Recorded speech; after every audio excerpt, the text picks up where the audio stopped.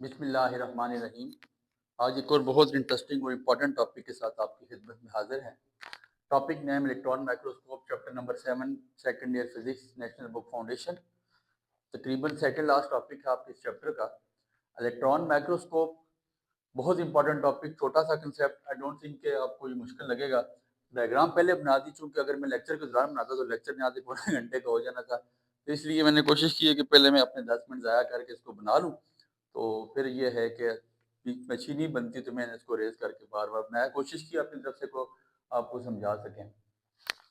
आपने माइक्रोस्कोप का तो नाम सुना होगा। सादी सी बात, माइक्रोस्कोप कहते हैं कि जो हमें छोटी सी चीज़ों का, हम आप पढ़ते थे यार फलानी चीज़ हमें नेकेड आई से नज़र नहीं आती, तो हम उसके लिए माइक्रोस्कोप का इस्तेमाल करते हैं।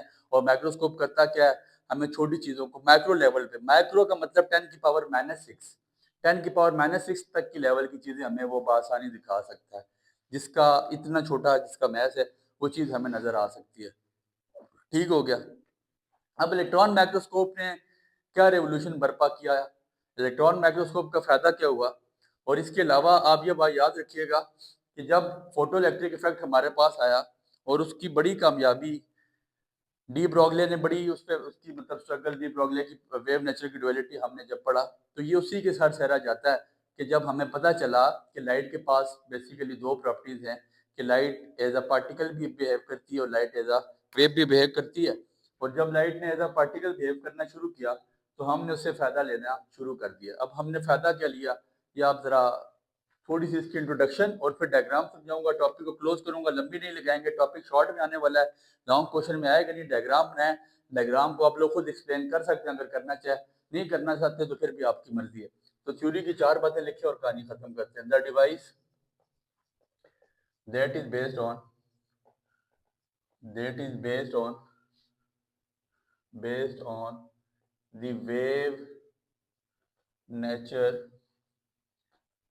Of electron. थोड़ा सा इसका इंट्रोडक्शन या डेफिनेशन तो नहीं कह सकते, बट इसका इंट्रोडक्शन है, फिर आपको डायग्राम समझाते हैं। आफ्टर दैट इंशाल्लाह आपको बातें समझ आ जाएंगी। कहता है the device that is based on the wave nature of electron, the microscope help अस, लिखिएगा द माइक्रोस्कोप, बस ये 4 बातें लिख लें, फिर आपको बातें खत्म हो जाएंगी। Help us to observe objects. The microscope helps us to observe object in details, even कितने छोटे हो सब फिर भी हम देख सकते हैं, even up to nanoscale with high resolution, मतलब 10⁻⁻⁹ तक हम इसको बआसानी देख सकते हैं। हमें 10⁻⁹ तक की चीज़ें, छोटी छोटी चीज़ें देखने के लिए भी इलेक्ट्रॉन माइक्रोस्कोप को हम इस्तेमाल बआसानी कर सकते हैं, और उसमें वो परेशानी का, दिक्कत का सामना नहीं करना पड़ेगा।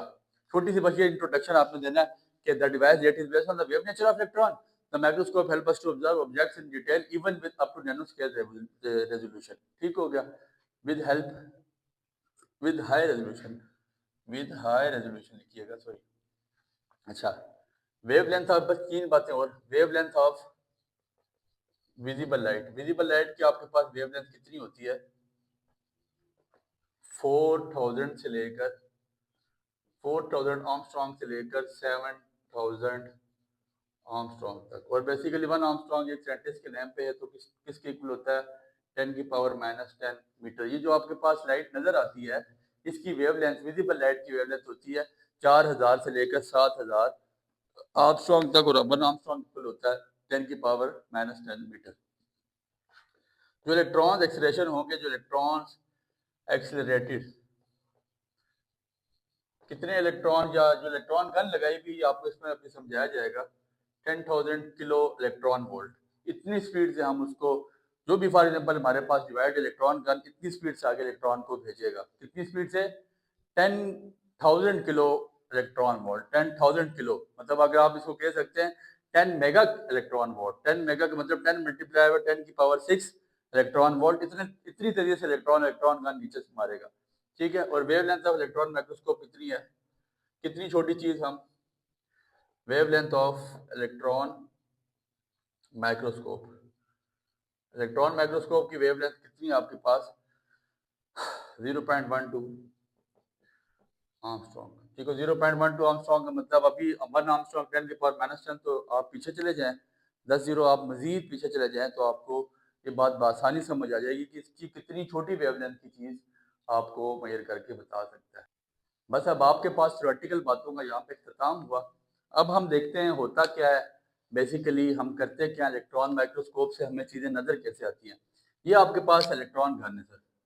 इलेक्ट्रॉन गन क्या करती है, कितनी एनर्जी के साथ इलेक्ट्रॉन एक्सीलरेट करवाती है, ये एनर्जी है। कितनी एनर्जी के साथ? 10,000 किलो इलेक्ट्रॉन वोल्ट एनर्जी के साथ इलेक्ट्रॉन को यहाँ से एक्सीलरेट करवा के नीचे भेजती है। ठीक हो गया। अब इलेक्ट्रॉन और नेगेटिव, बस मेरी बातें चार समझिएगा, मैं खत्म करूंगा। इलेक्ट्रॉन और नेगेटिव चार्ज पार्टिकल, इलेक्ट्रॉन जब यहाँ से नीचे आते हैं नेगेटिव चार्ज पार्टिकल, तो हमने सामने नोड लगाया हुआ है, एक मैग्नेट या node, basically node positive charge particle है, तो नोड उसको अट्रैक्ट करेगा, अपनी तरफ खींचेगा उन इलेक्ट्रॉन को जो नेगेटिव चार्ज पार्टिकल है, फोर्स नेगेटिव है, तो वो जब नीचे आएंगे तो नोड उनको अपनी तरफ खींच के in the form of straight line नीचे उतारना शुरू कर देगा। नीचे फिर हमने सामने एक कंडेंसर लेंस लगाया हुआ है। लेंस है बेसिकली, और आपको पता है लेंस का काम क्या है, ये आप इस चीज को बखूबी जानते हैं। अगर आपके पास स्ट्रेट लाइन इस तरह आ रही है तो इनको कंडेंस कर देता है और जाके एक पॉइंट पे मीट करवा देता है। तो कंडेंसर लेंस ने क्या किया, कंडेंसर लेंस ने के इन सारी लेंस को एक सेम पॉइंट पे जाके मीट करवा दिया। ठीक हो गया। अब यहाँ पे मेन गेम है, ये आपके पास सैंपल है, जो चीज आपने देखनी है, जो चीज आपने विजन करना है, जिस चीज का लाइक वो कितनी छोटी चीज है, वायरस जितनी चीज, लाइक 10 की पावर -9 नैनोमीटर या 10 की पावर -9 मीटर, मतलब 10 नैनोमीटर आप उसको कह सकते हैं, इतनी छोटी चीज है। और वो कंडेंसर लेंस लगाने का मकसद यही था कि सारे इलेक्ट्रॉन जाके उस चीज को देखें, उस चीज से पढ़ें जिस चीज को हमने ऑब्जर्व करना है, और वो इतनी छोटी चीज है, बेसिकली आपका सैंपल है, मैंने लिखा हुआ भी है, ये सैंपल हमने रखा हुआ है, जिस चीज को हमने इलेक्ट्रॉन माइक्रोस्कोप की मदद से देखना है कि यार आया कि इस वायरस में ये क्या। देखें, बैक्टीरिया तक तो बातें आज से पहले चलती आती थी, लेकिन वायरस अब आपने देखा, आप अगर ये चीज नोट करें, आपके पास ये कोविड-19 था, ये बहुत छोटे वायरसेस थे, वो किसकी मदद से ऑब्जर्व किए जाते हैं, बेसिकली वायरस ऑब्जर्व किया जाता है इलेक्ट्रॉन माइक्रोस्कोप की मदद से। यहाँ पे ये ऑब्जर्व किया गया, यहाँ पे वायरस रखा गया। ठीक हो गया। कोई भी छोटी चीज थी। फिर इसके आगे नीचे क्या लगाया हुआ था, जब यहाँ से लाइट गुजरेगी इस वायरस के बीच में से, तो ऑब्जेक्टिव लेंस से गुजरते हुए दोबारा लाइट स्प्रेड हो जाएगी। सेंटर में हमने ऑब्जेक्टिव लेंस लगाया हुआ है, ऑब्जेक्टिव लेंस से जब गुजरेंगी तो दोबारा स्ट्रेट लाइन में नीचे आ जाएंगी, और नीचे फिर इसके बाद हमारे पास ये अपर्चर लेंस है। अपर्चर लेंस से लेंस दोबारा जो स्प्रेड होकर नीचे आई थी, तो दोबारा in the form of condenser lens की तरह वो एक पॉइंट पे जाके कंडेंस हो जाएंगे, और प्रोजेक्शन जिसपे इन सब का साया जिसपे पड़ेगा उसका नाम प्रोजेक्शन लेंस है। ये सारी लाइट्स आके प्रोजेक्शन पे पड़ेंगी, इसका विजन लेके आ रही है, इस सैंपल का विजन लेके आ रही है, इन सैंपल की जरूरी चीजें लेके आ रही है कि यार इस सैंपल के साथ हुआ वा क्या है, इस सैंपल के अंदर चीज क्या है, ये बेसिकली प्रॉब्लम क्या क्रिएट कर रही है, और ये वायरस कर क्या सकता है। इस सैंपल की चीजें वो बेसिकली नीचे लेके आ रही है, ऑब्जेक्टिव लेंस से लाएगी अपर्चर में, अपर्चर दोबारा क्लोज करेगा, और फिर आपके पास ये सारा साया प्रोजेक्शन लेंस पे पड़ेगा। लेंस बेसिकली काम उसका वही है, और जब प्रोजेक्शन लेंस पे पड़ेगा तो स्ट्रेट लाइन में चली जाएंगी। यहाँ पे आपने एक फ्लोरिसेंट स्क्रीन लगाई हुई, और फ्लोरिसेंट स्क्रीन का मतलब लाइक आपने अगर किसी का सीटी स्कैन होता हुआ देखा हो, आपने कभी आपका इत्तेफाक हुआ हो सीटी स्कैन देखने का, तो एक पूरी स्क्रीन होती है, और स्क्रीन में आपके दिमाग के अंदर जो जो कुछ चल रहा है सारा बताया, जैसे टीवी है, तो फ्लोरेसेंट स्क्रीन बेसिकली उस तरह की स्क्रीन है।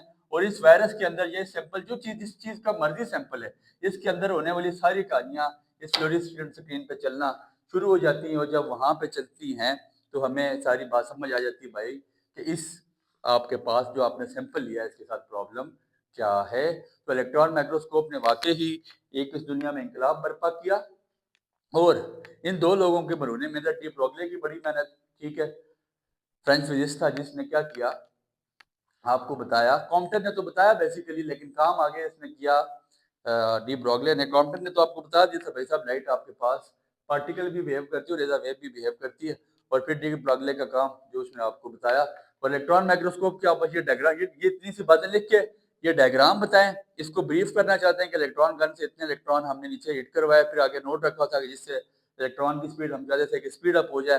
कंडेंसर लेंस था, उसने सबको कंडेंस करके एक पॉइंट पे मारा, और कंडेंसर लेंस ने पॉइंट पे मारने का मकसद क्या था कि हमारे पास सैंपल था, सैंपल का विजन लेके वो नीचे ऑब्जेक्टिव लेंस में गई, ऑब्जेक्टिव से अपर्चर लेंस में चली गई, एंड देन प्रोजेक्शन लेंस लगा तो जहाँ पे जाके सबका साया पड़ा, और साया पड़ने के बाद वो सारा साया जाके आपकी फ्लोरेसेंट स्क्रीन पे आपके पास पूरी फिल्म चलना शुरू हो चुकी है। ये बेसिकली आपके पास इलेक्ट्रॉन माइक्रोस्कोप वाला टॉपिक था।